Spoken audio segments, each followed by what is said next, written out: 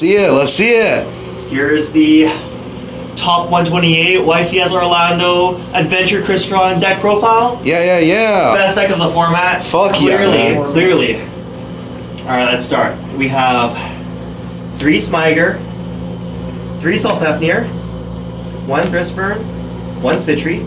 These are the old cards, you know, the cards that are still good today, you know, cards that haven't been power crept yet. Well, Smugger's helped a lot by, you know, the new support, right? Of course. Finally got a good search target. Yeah, so these are the ratios you want to play. Crystron searches any Crystron monster as its grave effect, but your monsters are better off just being sent to the graveyard instead of added to hand, so you don't really need to play more than 1 Crystron. But if you really wanted to, you could maybe play 1 more. Depends on how you feel like. But for the YCS, I don't really feel like a second Crystron would ever come up, so we play the 1. Next up, we have the new Crystron cards. We have 3 Inclusion. This card's crazy. Oh yeah, Inclusion's crazy. It does everything. It searches and it reborns. That's everything you need it to do. We've got 2 Selfadors. This guy will pop your Inclusion and it will Foolish 2, which is insane because everything in this deck has grave effects that are insane. I got Blue Boy. We got, 2 of the Blue Boy, Triceros. Now, some people, or rather, I think every Crystron player would consider playing 3. But in this build specifically, I don't think you really want to normal summon your Triceros, so you can just get away with playing 2. You need to make sure you have 1 left in deck, 1 engrave, and then you just do your standard combo. That will let you play around Nib as well, because you'll have the Triceros on the field before summoning your second level 5, in which case your opponent would think twice about using Nib when your Triceros can quick synchro in response. Now you have 1 additional Crystron Cluster. This is the 1-off trap. It helps you for your grind game. It also just protects your Crystron monsters from banish randomly, so it's pretty good into the Malice matchup. Didn't really come up, the protection effect didn't really come up against Malice, but it is what it is. Paul probably did though. Oh yeah, of course. Next we have 1 of Foolish. Of course, all your Crystrons want to be in the graveyard, so you of course have Foolish. Now we have the 3 Terratops for Taki Tombor. You make Cherry Beanie, you can send Smiger, you can send Thistfern, you can send the Water Enchantress for your Adventure Engine, so of course you play this full package. Moving on, we have our Adventure Engine. Now we only play 2 Rights, 2 Water Enchantresses, because the Adventure Engine is good, but I think with the ratios that we have here, we don't want to open multiples of these, and 4 is already fairly consistent in a deck that is down to 41 cards in main. Additionally, you can also just send it off of your Cherry Beanie engine, or you can send it off of Foolish Burial, so you're not really too worried about not opening the Adventure Engine. If you really need it and you already have a starter, you can go ahead and fetch it with your other cards.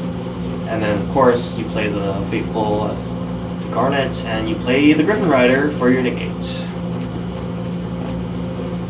Next up we have non-engine, 3 Imperm, 3 Ash, pretty standard. The 3 Imperms can either be used just interrupt your opponent, or on your turn you can use it to maybe force out a detonator pop itself. You can maybe use it to blank and negate, whatever you need it for. The 3 Ash, it's really just a good generic hand trap, good into most matchups.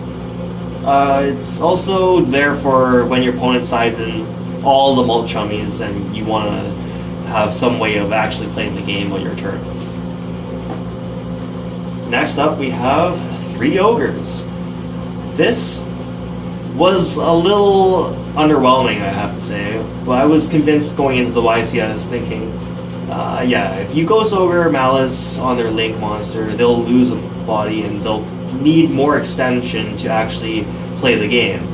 But I never really saw this when I needed to against Malice, and whenever I did see it, they had all the extension they needed, so it was pretty useless. Against Ryziel, it's supposed to hit the Duo Drive, but If your opponent decides they want to just skip the duo drive, it's completely useless. If your opponent extends past the ogre on the duo drive, it's also completely useless. So, pretty low impact overall. Maybe if you pair it up with another hand trap, it's good. But with these ratios, I feel like you're not really seeing much value out of ogre. You got one ghost spell and 2 rolls. I just wanted more hand traps that paired well with one another. So the one of Ghost Bell is just generally decent into some matchups, like Malice matchup, where you do struggle a bit, especially since they can play Shifter. So having a Ghost Bell for that matchup is just good to tip the odds in your favor. It's also just generally a decent hand trap in this format. There are lots of effects that you can actually bell. The 2 Drolls, they came up a lot more than I expected. I ran into 2 Mermaid players. Against one of them, I opened Droll twice, so great card. But more importantly, I was running these in anticipation of Fiendsmith Ryziel, Mitsurugi Ryziel, and it's generally good. It's just that sometimes you Droll them, and they still have the full end board, so it's not always as good as it's supposed to be. But if you pair up with other hand traps, it might be good enough. Lastly, 2 Droplets. It's just a very good generic board breaker, especially for Crystron, where you want everything engraved. You basically just negate your opponent's board for free. One game against Fiendsmith Ryziel, I was able to just Droplet for 3 after they summon their Lacrima from grave, and that just turns off their entire end board. Good card. I would recommend playing it. Maybe I would bump it up to 3. I don't know what I would replace. Maybe one of the Ghost Ogres. Moving on to the extra deck. Let's go. We have 2 LS Skeletus. You don't run the 3rd because you'll always be able to recycle at least 1. You have the 2nd just in case your opponent stops you on the first one and you need a follow-up. Play 1 Quarian. This guy's the GOAT. Yeah. You can play 2. I feel like the 1 rarely even comes up, so the 2nd one would come up even less. And honestly, if it's not within your budget, don't even bother. 1 Amatrix. This one also rarely comes up. You have a gimmicky battle phase effect that you can use to stop Tempai, but if they are able to enter battle phase, you're probably already dead. So it's not there for Tempai. It's mainly there for when your opponent flips up Mischief of the Gnomes and you try to synchro for 5 instead of 7 because you have no option to synchro for 7. But honestly, did not come up. Don't think you summoned it once, did you? I think I summoned it 1 game against someone. I think it was just a quick synchro with Tristeros and pop 2 cards with the trap. But honestly, not super important, but I would still keep the 1. We have the Dawn Dragster. I'm only running 1. I feel like the 2nd one just did not come up at all. You should never be at the point where you need the 2nd Dawn Dragster. If you have the 1 up, you should generally be in a situation where like the 1 spell and trap negate is impactful enough to win you the game. If you ever feel like you need the 2nd Dawn Dragster, you might be either overextending too hard or using your disruptions at the wrong time. So I feel like the 1 Dawn Dragster is good enough. 1 Samurai Destroyer. This is your play around nib. If your opponent decides to nib you after you have 2 level 5s, but you have the Tristeros, you just quick synchro for Samurai Destroyer. They wipe your board, but Samurai Destroyer gets either reborn as synchro, like Ellis Skeletus, which will allow you, or not Ellis Skeletus, reborn itself. Sorry. You reborn itself. You get to use Tristeros in grave effect if you haven't already, and then you just summon 2 from deck. Alternatively, you can use it to summon a level 5 back, then you summon another level 5, make Nova, make Infinity, attach their nib as material, or even better yet, they nib you on Cyber Dragon Nova, because they are afraid of the Infinity. Unfortunately, you will be able to summon a fusion from the extra deck because of Cyber Dragon Nova's effect, and you'll just be able to make Infinity anyway because the Destroyer will reborn the Nova. So, really good card, punishes your opponent for trying to use the Nibiru on your end board. Just definitely mandatory. I was scrambling before the tournament started to find the Samurai Destroyer, but luckily someone had it, so we're all good. Got one Navy Dragon mech. This is a replacement for the second Quarian Gandrax, because you don't need two Quarian Gandrax. Rarely comes up. It's way too hard to make. The payoff is good, but only in niche situations. Navy Dragon mech is also very niche. However, I believe a quick effect or a new chain imperm on maybe one monster, maybe two monsters is generally good enough. It comes up into the Malice matchup. They always telegraph their on-summon effects by having their monsters banish first and then summon. So Navy Dragon mech, you just make this in response to their Malice trying to summon. You negate their Malice monster with it, and it's good. You play the one of Legatia because it's a level 12 machine synchro, and the effect is pretty good. You pop one of your opponent's monsters and you draw a card. But more importantly, this is just for situations when your opponent decides to imperm your Foolish for 2, and you have Tristros on the field. You just use Tristros' effect, summon level 5 from deck, synchro for 12, and you just successfully dodge their imperm. We move on to the links. We have Clockwork Knight. This is just to put your Smiger in grave, but you can also use this to make SP and banish a card, so it's good. Cherry Beanie. You're playing Cherubini? Of course I'm playing Cherubini. It's for King of the Smiger, you know. It sends Smiger, it sends Water Enchantress, it can send Frizzfern if you want. Good card. SP, no explanation needed. Broken Link 2, probably the best Link 2 in the game. Maybe Konami should ban it. We have the Cyber Dragon Nova, Cyber Dragon Infinity package. It's just non-negate. Your deck puts up 2 level 5 machines. Of course you would make Cyber Dragon Infinity. Just generally really good. Vimana, this is a monster negate. I slotted it in because in the grind game sometimes you want to just have another monster negate out on the field. It's like having a second Dawn Dragster, but for monsters, which is a lot more relevant in this format than another spell and trap negate. Unfortunately, you do not go into the grind game with the intention of summoning the Vimana. If you go into the grind game and you need to summon this guy, you've probably already lost, or you probably just never get to this guy, because if you go into the grind game and you have to put up 2 level 5s instead of like synchro summoning or link summoning, or your Infinity has already been exhausted, you are probably in a really bad spot and losing the game anyway. I would cut this for Typhon for sure. Makaba, it just summons. It's summoned off of Cyber Dragon Nova if your opponent decides to nib you, and then you just make your Nova back, make another Infinity because of the Samurai Destroyer combo, and this is just free. If you don't run this card, then you can't punish your opponent as hard for nibbing on Cyber Dragon Nova, and also it's just, if you don't have it, then there is no real threat to your opponent if they know this matchup. So you can replace it if you think your opponent will know how Crystron works. I don't think your opponent will know, so don't replace it. Last card in the extra is just a token. It's for the Adventure Engine. Hey, yo, but like, alright, let's keep going. Okay, let's move on to the side deck. To start us off, 3 Lancia. Absolutely mandatory this format. You use this to turn skip Malice, you use this to turn skip maybe anyone playing Ritual Beast. You can turn skip Fluon or Eve, kinda. Like, you cut them off of their resource loop. You can use this to turn skip the Mirror Match, which is very ironic, but it's there. 3 Lancia, absolutely want to see it. Draco back.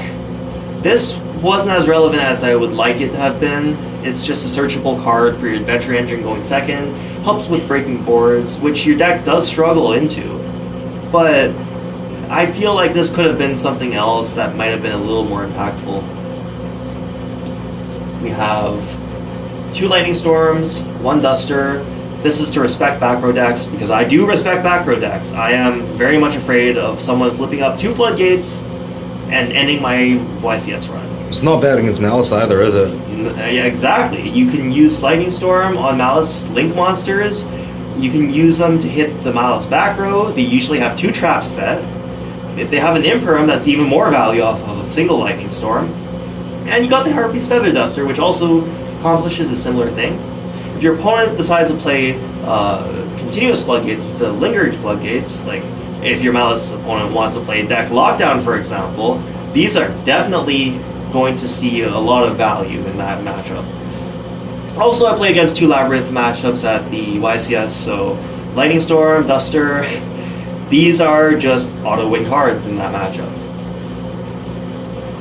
Next up, we have 3 XYZ Encore.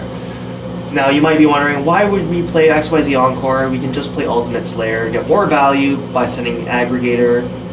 The answer is because Abyss Dweller is going to turn skip you. So if you're going to Game 2, Game 3, and your opponent's going first on Ryzeal, on Mermail, on whatever, and they can put up 2 level 4s, they just XYZ for Dweller, and maybe back it up with like a negate of some kind, or maybe like an end board, and then they pass to you. Then they go draw phase, Abyss Dweller. Now your career is over. You don't get to play the game. So XYZ Encore prevents that scenario because you have priority on draw phase, and if you draw into your XYZ Encore, you get to out the Abyss Dweller without being able to have your opponent stop your out to Abyss Dweller, and you get to play the game, which is all you really need to do because your engine will cover everything else for you. 1 Called By. I'm not making Called By because I really want to be able to make sure I can go second with this deck. Because Crystron, as much gas as they have, if your opponent knows the right times to disrupt, or if your opponent just waits for you to build a board and then breaks it, or not breaks it, if your opponent waits for you to build a board and it goes something like Nib plus Valor, for example, that would hurt you a lot. So Called By really saves you in those scenarios where your opponent just waits on you to, just build something or go as far as you can in your combo before they drop their hand traps and ruin you. It's also just good against Droll, which I wasn't expecting to be in people's main decks. However, people were main decking Droll, so maybe I should have moved Called By into the main deck. It was a bad meta call at the end of the day, but siding the Called By for sacking your opponent going first, or just for hitting hand traps in general, hitting monsters in grave even, it was a good call. It was a good call. Just maybe I should have moved it to main. 3 Solemn Judgments. Now this is for going first. Your end board is honestly not amazing, but it should be enough to stop most decks. Host side, however, your opponent is going to be on stuff like Ultimate Slayer, they're going to be on Mellotronus, they're going to be on a lot of different board breakers. Solemn Judgment is old man say no to any board breaker that they might throw at you, except maybe XYZ Encore, but I don't think people will be siding those for the Crystron matchup. So Solemn Judgment covers that base. Solemn Judgment also helps you for when your opponent decides to Lancia you, Shifter you, Droll you, and you don't have the 1-of Called By, so you just set the Solemn Judgment, you Judgment their normal summon, or you Judgment an important extra deck summon, and that just hopefully skips their turn, which is exactly what happened both times where I saw Solemn Judgment. So, good card. I would definitely keep these in. Lastly but not least, a misprint! Spider. Let's go! Misprint, yeah. I spent $50 at the venue to get this Darkstrike Fighter. I was not able to get my own copy of Darkstrike Fighter before the event, so unfortunately I had to look for it from the vendors or from the people there. The vendors didn't have any normal copy of Darkstrike Fighter, only one of them had a misprint, which is a miscut, as you can see at the bottom here and the top here where it has no card border. And they charged me $50 because that is the highest possible rarity for a Darkstrike Fighter. Now I had to play with a $50 card in the side that was not even relevant, honestly. I only had 2 games where I could potentially have made this Dark Strike Fighter to secure me the win by end of match procedures, but in both games, I just didn't end up making it. One of those games, my opponent just threw for me, so didn't need to make the Dark Strike Fighter. The other game, I threw by not scooping soon enough, and the Dark Strike Fighter, unfortunately, did not come up. Couldn't hit the field, man. Yeah, you can't hit the field when it's not your turn. For real. But that concludes the deck profile. We will also just move on to a short, quick combo guide. Real quick. Let's start with a sample combo. We start our combo with Special Terror Top. Terror Top effect searches us, Speedroid Takutomborg. Takutomborg will inherit summon, and immediately we make a link for Cherubini. Cherubini will allow us to send a level 3 from deck for cost. We banish the Enchantress to search a Right. Right will allow us to summon a token and then place the Fateful Adventure. Now we go Fateful Adventure. We have the Smiger in hand. We search Griffin Rider to pitch the Smiger. We can special the Griffin Rider. Now we have our Omni Negate, so if your opponent decides to nib you at any point here, their nib will be negated. If your opponent tries to interrupt your combo at any point here, it will probably also be negated. So we go Smiger. Search us the Continuous. Play it, search a Crystron monster, Salvador. Salvador will pop Inclusion, summon itself, and then immediately Foolishes 2. Foolish a trap here because you have no other way of accessing the trap otherwise, and we Foolish this turn. We'll go with this turn, search us a Crystron monster, which is Tristeros. We have not yet normal summoned, so we can just normal summon the Tristeros. Now we'll Synchro. This will get us our LS Galatis. Do be careful though. You do not want to place any of your monsters that wish to be destroyed under the arrows of the Cherubini, because Cherubini does indeed have an effect which prevents you from popping monsters that it points to. It's a secret effect? Yes, yes. On the summon of LS Galatis, we can target a Crystron card, engrave or banish. We add the trap back to hand, of course. Now, we'll go Tristeros effect, banish itself for cost. Sorry, this is engrave. Banish itself for cost, pop us Synchro, and then immediately summon 2 from deck. Summon the level 5, and we summon Tristeros. Now, we triggered the engrave effect of LS Galatis, targeting a monster engrave, a Crystron monster engrave or banished special. Summon ourselves a Salvador. Now we can XYZ Salvador and Salfethnier into Cyber Dragon Nova, which goes into Cyber Dragon Infinity. Here we can even use the trap to reborn a Synchro, but that would clog our zones, so we wouldn't be able to Synchro summon using the Tristeros, unfortunately.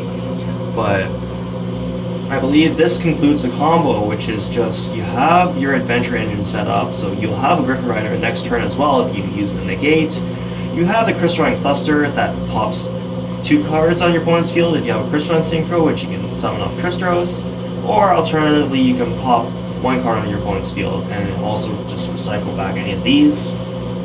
Cherubini just sits there protecting your token and Griffin Rider, which is funny but not particularly important. You can always just attach it as material with Infinity if you feel like it, but there's honestly not much of a reason to do that.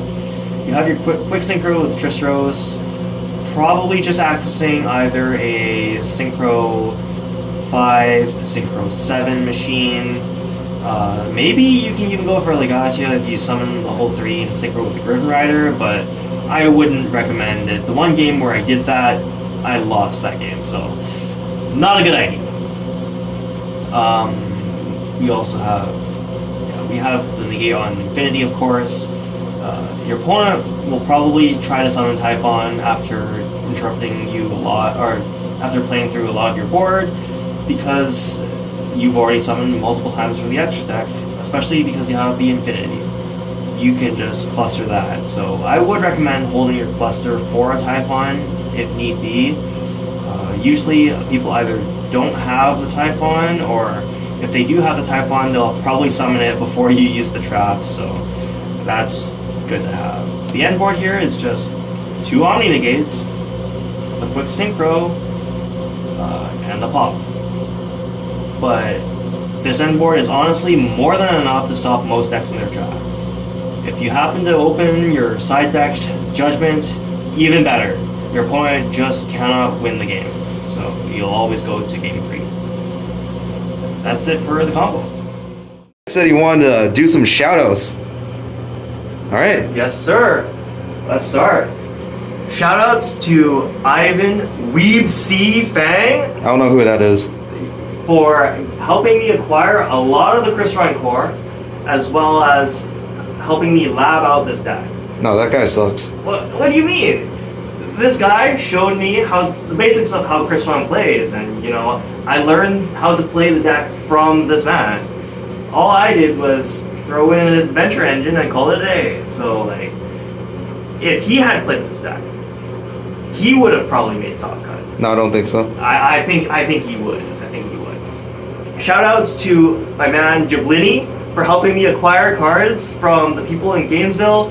Shoutouts to Stunley for helping me practice meta matchups for this deck. Like Voiceless Voice? Yeah, the hidden best deck, Voiceless Voice. The matchup that I was least expecting to see, and the matchup that I never saw in the entire tournament. Yeah, Stunley the GOAT! Stunley the GOAT! You did see Lab and Mermail though. I did see Lab and Mermail. I have to thank Jablini for training me for the 2 Lab matchups and 2 Mermail matchups I played in the tournament. Yeah, he raised that boy. Oh yeah.